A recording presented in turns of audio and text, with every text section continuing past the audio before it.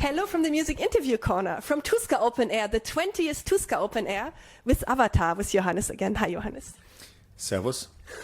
Yeah, you speak German too, right? Yes, meine Mutter kommt aus Gelsenkirchen, but I don't know, maybe your audience is more of an international flavor, so Yeah. yeah. Yeah, we should do it in English, but we should definitely throw some swear words in. That's the thing, right? We were just talking about it, going through Finnish and Swedish is our superior cursing languages. English is okay, but German is sad. I know we have scheiße. Yeah, it's a whole lot of scheisse, but hölle means nothing, Teufel means nothing. You don't say mushy to swear, you know, like it's not the same. You are lacking in that field. I know you have to work on that, my fellow Germans, because vittu, the most famous Finnish swear word, and also in Swedish, fita in Swedish, is very, very popular, and it means also something like pussy. Yeah, but that which is also problematic, I think. I try not to use that too much. It feels quite misogynistic at the end of the day. You need to combine it to make fit cute, so it's equal measures of genitalia. Anyway. Yes, thank you for sharing that. Do you know the German word Arschloch? Yeah, asshole. Well, yeah, of course. But that is, you cannot say that when you drop something on your toe. No, I mean, I do sometimes, but it doesn't really work. No, it's not the same. I mean, I insult them the thing that dropped on my toe. I call that an asshole. Oh, yeah, okay, yeah. If I don't know, like a piece of soap falls onto my toe, then it's asshole soap. Maybe. Yeah, makes sense. Yeah. What's your favorite Swedish swear word? I guess kuk. There's a k, that K sound like that it comes out like that, and yeah. And to do it and to also do it in, how do you say it, bestämd artikel, now we're talking grammar, but not that you don't just say cock, you say the cock. Kuken. That's good. Yeah, it's much more like a particular one. Yeah. And then in English, it's more about, painting a picture with it. So, fuck is so usable, but it's more like, fuck that guy with a broomstick sideways. The information makes it there. Beautiful image. I think I will never get that out of my head, but I don't regret it.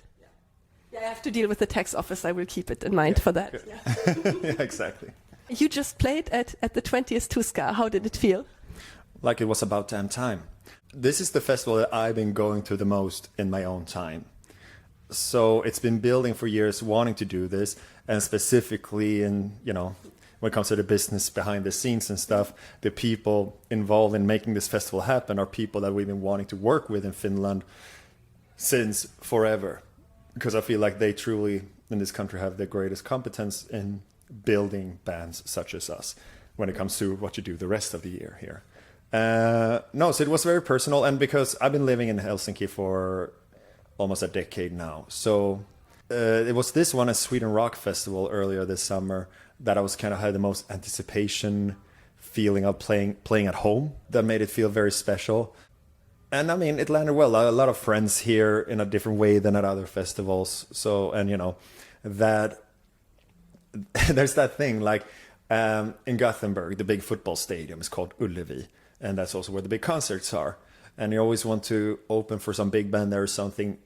You want to open for big bands in general, but specifically there, because then I want to stay at my old boy room in my parents' house and take the bus to an arena show. And to play here today, get up, walk the dog, have breakfast, do the things, and then get on the metro to get here to the festival and then leave on the metro again. That is special.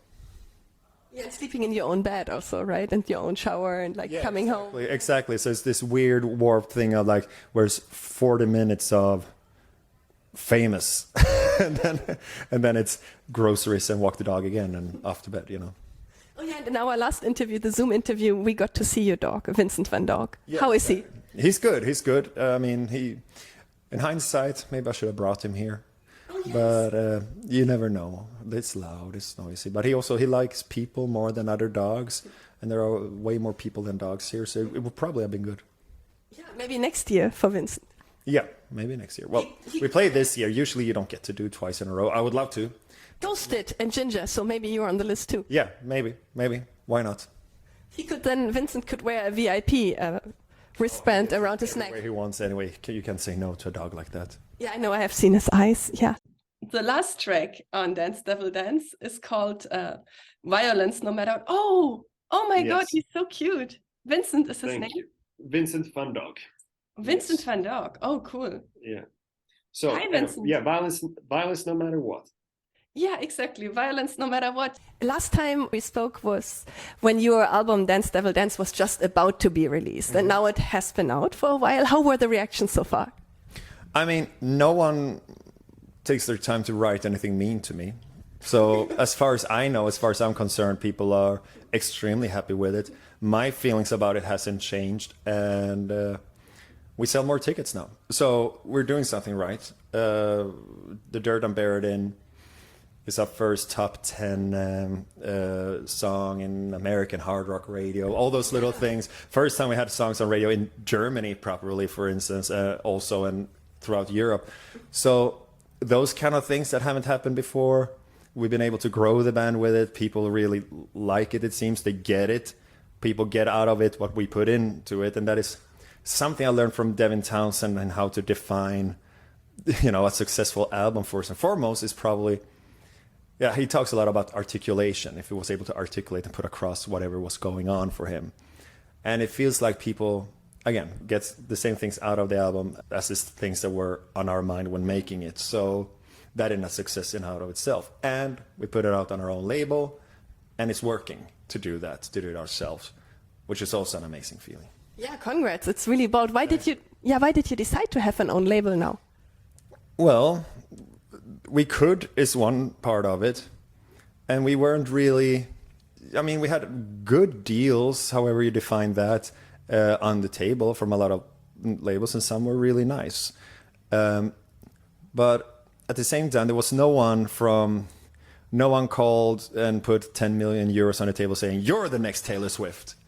And then we felt like, well, if we do it ourselves, we can keep more, we can decide more. Because doing it ourselves means I'm not sitting there doing all the phone calls. We work with some great people around us, first and foremost our management and the people working with them. But then in terms of who does promotion in the different countries and all that, there's a network where we also get to choose, like that we have our guy there, we have our girl there in those different, parts of the world. And that we are happier with sometimes than the people past labels have put on the table for us. So, no, just, I guess, sense of control, that it was possible to do, the adventure of it, really. It was a big part of it. And was the recording process different because of that?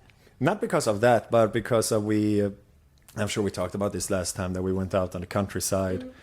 To my family's cabin, and in an extra building there, there's just a 3-bedroom and an entry hall extra thing that we tore out all the furniture, made a control room, a room for the amps and one for the drums, and just stayed out alone in the woods with our producer Jay Rustin for a month. And that environment was amazing. The album we did before, we recorded in Los Angeles. Which was great. Los Angeles is the center of the universe of music and entertainment, and everything we needed was a phone call away, and the studio was beautiful. But I think to some extent maybe the slickness of it, the fanciness of it, maybe make Hunter-Gatherer sound a bit slicker and more fancy than what maybe metal should be in our minds, at least at this time.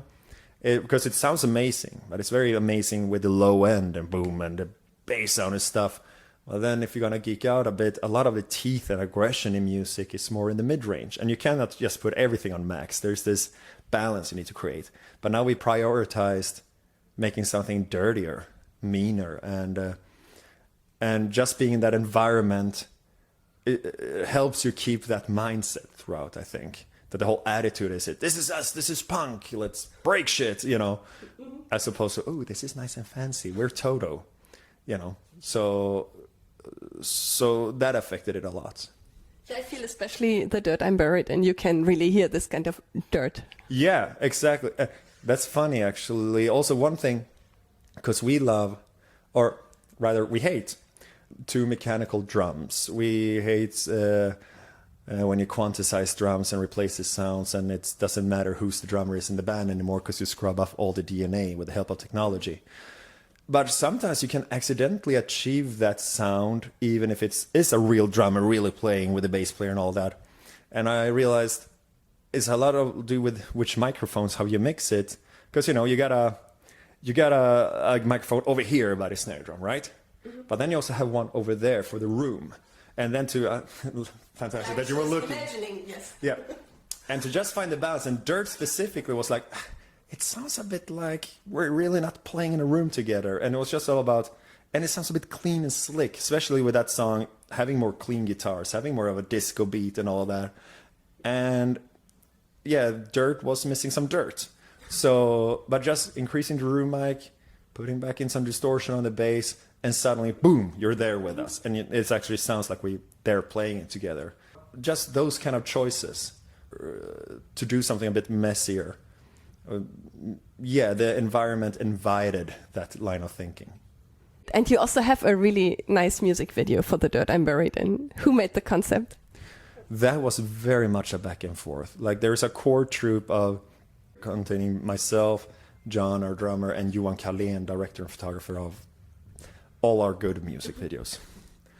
And we sometimes, it always is a brainstorm meeting, but then it's sometimes that the meeting starts with someone saying, I have thought about this, I have this idea for it, right? Or sometimes the ideas come when you sit there. And that was really just during meetings, bouncing ideas back and forth, where it starts with, there are certain songs that just invites to, this sounds like driving a car down Autobahn in the night on an empty road, like it just fits that. I would say that the band Tribulation, for instance, have a lot of music like that to me, nighttime driving sound. And we don't always sound like that, but I feel this song had that to us, especially with those in the intro. That sets that tone. So, driving, okay. And then we're just starting to answer questions. So who's driving? Well, we're driving, of course. To what? Well, we're a band, to a show, from a show. And what would that look like? Okay, so we are in this little Avatar universe. Well, then it's not a big arena thing and a tour bus. That's boring. But this old car from the other video we did, and just sad little traveling band in the middle of nowhere vibe. So, you start answering questions like that. And what else can happen? Well, do we meet people? Do we help people? Do people try to hurt us? And who would they be? And wouldn't it be cool with the Universal Studios movie monsters, all those classics? And you start with the Creature of the Black Lagoon and Frankenstein's monster. And then you think about the budget and go, oh, wait a minute, the Invisible Man and the Mummy. So toilet paper and nothing to create those. That's affordable. So just kept on building like that, but really back and forth between the three of us. Very collaborative this time. Yeah, I love the Invisible Man. Thank you, yeah. How did you do it? With green screen? Yeah, exactly, like walking around in a green body suit, basically, and that's it. And then the best part when he's all naked is you just shake the camera a bit. Here he is. It's, very affordable. I also really like your Chimp Mosh Pit video. Thank you. Yeah, who had the idea for that?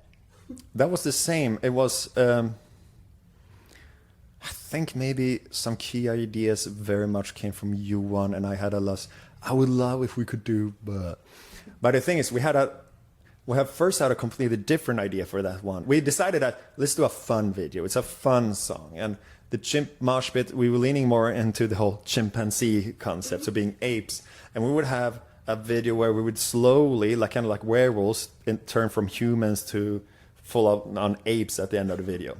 And then we made a list of kind of things that apes would do and have little references, like a King Kong thing, a Curious George thing, a Coco the Gorilla thing. And we came up with a bunch of stuff like that, or fun transformation scenes. Everyone would turn into an ape, except for John would slowly turn into a cat, because that is also funny. And then also he would be the cat at the end. He would borrow a real cat and have me pick up and do sign language like Coco the Gorilla and her little kittens. No, it was really funny. And then the people we thought would have the gorilla suits didn't. So then, and now we're in a hurry. We spent 2 weeks talking. So then this next one came about, and I think the King Kong talk led into the Godzilla talk, tearing things down. But how could we make it look? Well, a little toys world. There was some reference to a music video. I don't remember which artist, but he lives in a little cardboard world, sitting in an apartment and stuff. So that kind of playful thing mixed in with old children programs, and a lot of things come from stuff like that.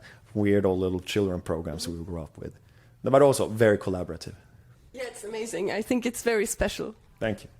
You're welcome. You have often a lot of comedy or comedic elements also today in your show. Yeah. And I saw on your Instagram in May you posted like a kind of commercial for your tour poster. What you can do with it. That was so funny. How did you come up with that? Oh yeah, you're welcome. I came up with. I'll give myself full credit. It was just this spur of the moment thing of like, oh, can we do something to push these videos? And then boom, like, I don't know, it just came to me. And I think in that environment of being in front of an audience, so there's that, I go on stage with a plan, but then at the same time, you cannot change and listen to what the crowd is doing every night and improvise around that. There's this ebb and flow of theater versus just reacting in the moment. So your mind is tuned like that. You do interviews, you do social media stuff. So ideas just fly around all the time. Just like that. How can we sell this poster? Oh, wouldn't it be funny if, and boom, do it. Yeah. And we can link it here about opening beer bottles with it. And yeah, stuff like that. So, the home shopping network thing. If I'm going to stand in front of a camera and sell something, of course, you think of home shopping network with this training things or whatever. This amazing thing in the kitchen can chop your cucumbers because knives are so hot. Oh, whatever. So no, it just came like that. Yeah, it's really cool. Thank you. And you also like to have comedy on stage. You said a lot of really funny things today. Why is that important to you? I don't know if it is. I think it is because during a longer show, when it's us, it's a journey when you do a bit of everything. I also think there's a question of balance there because I think heavy metal is fun. But then I think there's a lot of things going on now where I think you take it too far into make heavy metal funny. And that kind of becomes a distraction from the music and from what metal can, or any kind of music actually can do for you in life and do with you in life. It becomes insincere on some level, or you don't dare to fully own what you're doing. But yeah, like the way we do our metal, there's a huge sense of celebration to it, I guess. And with that, comes the fun and games. I don't know. It comes natural, I guess.